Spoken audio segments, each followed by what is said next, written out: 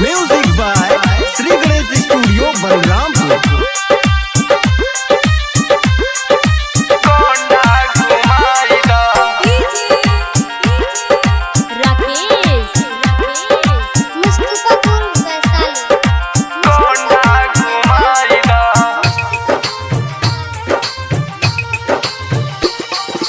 सैया गाये पारा दे सदेवर हमें गोंडा घुमाई दा।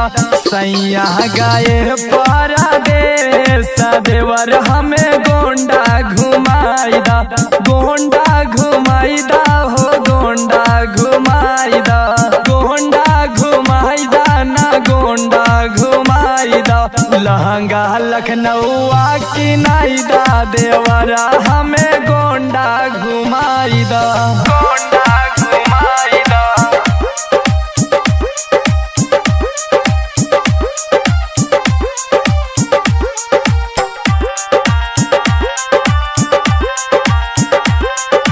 गोंडा घुमाई दा।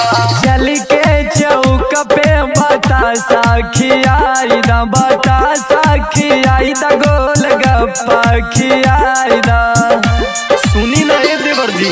चल के चौक पे बतासा खियाई दा। बतासा खियाई दा गोलगप्पा खियाई दा।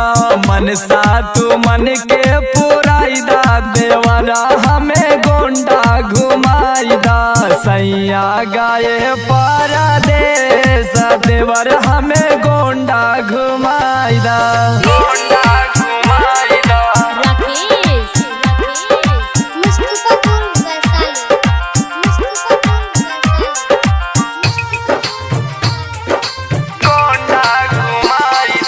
जब से विदा हो के अइली ससुरवा अइली ससुरवा ना घुमनी बहरवा।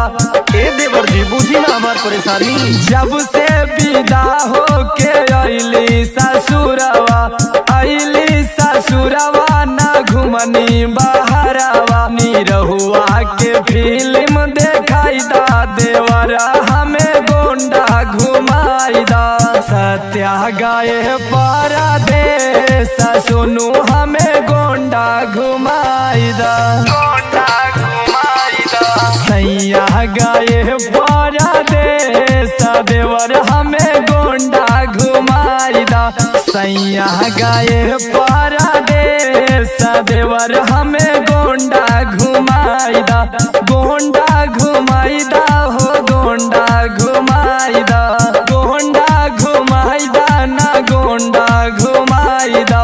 लहंगा लखनऊआ की नाई दा देवरा हमें